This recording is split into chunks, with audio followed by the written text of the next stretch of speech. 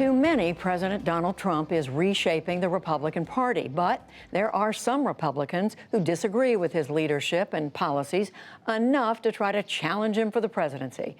Mark Sanford is one. The former South Carolina congressman and governor announced this week he's running for the Republican nomination for president, making him the third in his party to do so. And he joins me now. Mark Sanford, welcome to the NewsHour. So why challenge a president who is polling at 87% favorability in his own party?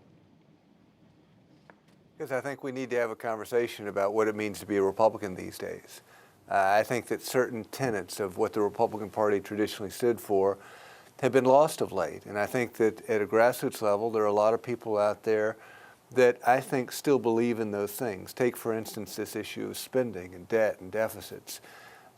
They've gone out of control in Washington. The president said, if I get elected, I will completely eliminate that debt over the 8 years that I might be in office. In fact, the numbers have gone the opposite direction. I think it's worth a conversation.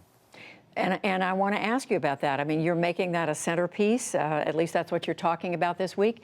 But just how far are you prepared to go? Are you prepared to talk about cuts in the entitlement program, so-called, Social Security, Medicare, even tax increases? How far are you prepared to go?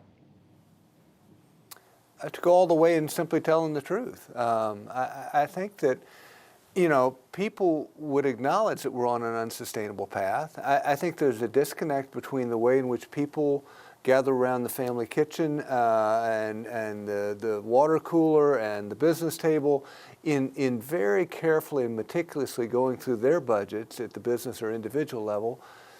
And they see the numbers and they say, you know, they don't add up, but if nobody else is worried about it, I guess I'm not worried about it either. And so we've been lulled into this sense of it'll go away on its own, when in fact that's not the case. Erskine Bowles, who was one of the co-chairs of the Bowles-Simpson report, said this at the end of it. He said, we're walking our way toward the most predictable financial crisis in the history of man. And I think that we're now at that tipping point. If you look at the way that we're projected to run deficits over the next 10 years, if you look at where we are on debt, if you look at the spending that accompanies both, we are at a tipping point. And so either we go out and confront the truth and indeed deal with entitlements and other, or we pretend it's going to go away, which it never does. And as a consequence, the financial markets will bring us back to reality and it'll be bruising for every one of us. But you think you can get people to care about this, to vote for this, when there's no evidence right now that there's any kind of consensus, even among Republicans who used to be the party of getting spending down? Yeah, it was, again, a cornerstone, as were many other things. I mean, the Republican Party is not exactly the Republican Party that I invested a lot of years of my life into, but it is what it is, which makes it that much more important to say, is this really the direction that we want to go? I mean, take, for instance, just the congressional district that I used to represent here on the coast of South Carolina. I'm sorry, you were about to say something? No, go ahead. I just want to say I've got a couple of other issues I want to ask you about. So okay, but take that district. It went Democratic for the first time in 50 years, in large part simply because of the president's tone. I mean, working women, suburban women, young millennials turned out in droves, and as a consequence, the district went a different direction. I think it's time to have a real conversation about where we're going as a party. I want to ask you very quickly about a few other issues. One is climate change. Are you with the president in his skepticism about it? I'm not. I believe in science. It is inconceivable to me that you could say, I believe in the miracles of modern medicine and what science can do in healing the human body, but I don't believe in science outside of the body as it relates to the larger, ecosystem that we live in as human beings. Immigration. The president's been very tough on this issue. He wants a border wall. You've said you agree with that. What about the policy of family separation, tighter asylum laws? Where are you on that? I agree with much of that. I mean, I think that in as much as asylum is abused and not for true asylum, we have a problem and it ought to be tightened up. I don't agree with the idea of separating families simply because you can be tough on immigration, but also believe in the sanctity of the family unit. Foreign policy, would you talk to the leader of North Korea? I don't think so. I mean, I think he's proven himself an awfully bad actor on the world stage. I was in Congress at the time that, the Clinton administration, in essence, struck a deal with North Korea.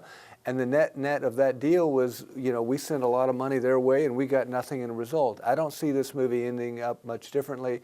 I think it falls more carefully in the lines of trust but verify in what Reagan talked about. And they need to do some things that show verification before we step out in trusting them and meeting with them. And do you agree with President Trump's policy on trade toward China, the tariffs?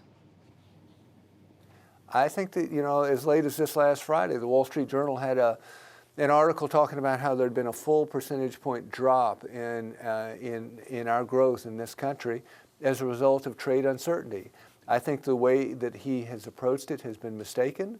I think it is hurting the American consumer. You look at about $1,000 of cost per household that's calculated now in what's coming our way, and it's going to get worse. And if we don't watch out, we're going to go the direction of Smoot-Hawley tariffs of the 1930s, wherein world trade declined by 2/3. You start a trade war, you don't know exactly where it ends.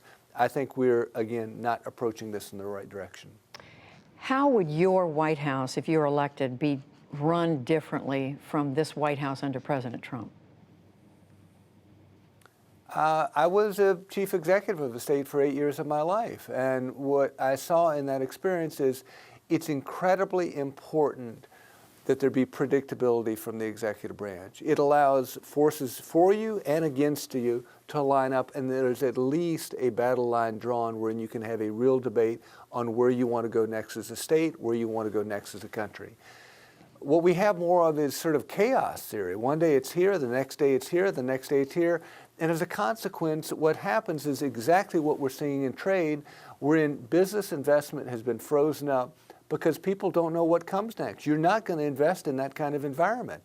And the same is true of political decisions. They're not made because nobody knows exactly what's going to happen next. Am I going to really take a stand as a Republican? Well, he may or may not have my back. It's important there be predictability out of the White House. And finally, the president's made some very cutting personal comments about you, Mark Sanford. He's referred to, your leaving the office, how you left the office of governor, and a number of other things. The chairman. Let's be clear. Go ahead. Wait, I'm yeah. sorry. No, go ahead. Yes, ma'am. I was going to say the chairman of the Republican Party in South Carolina has called your candidacy a vanity project. You're not getting a lot of support in your home state. They've canceled the Republican primary in your home state of South Carolina. How do you, when your home folks are not behind you, how do you have a candidacy? There's a big difference between political folks and home folks. And I have had the honor of getting to know all kinds of folks from across South Carolina over my long number of years, both in Congress and the governorship. And there is a decided difference between the political body and regular people in our state. I think what this should tell us is, wait a minute, somebody in the Trump organizations look at the numbers and saying my support is a mile wide but an inch deep. Because if you have a chance to pick up supposedly a 90% win, in the first in the South primary, you take it because it signals other things in primaries that will follow. Instead, they canceled that primary in South Carolina, which is, again, beyond perplexing. And so I would simply say I think it begs that much more the question, why are they doing this? And begs that much more the question of the need for a debate in the Republican Party on where we go next. Mark Sanford, a candidate for the Republican nomination for president. Thank you. Yes, ma'am.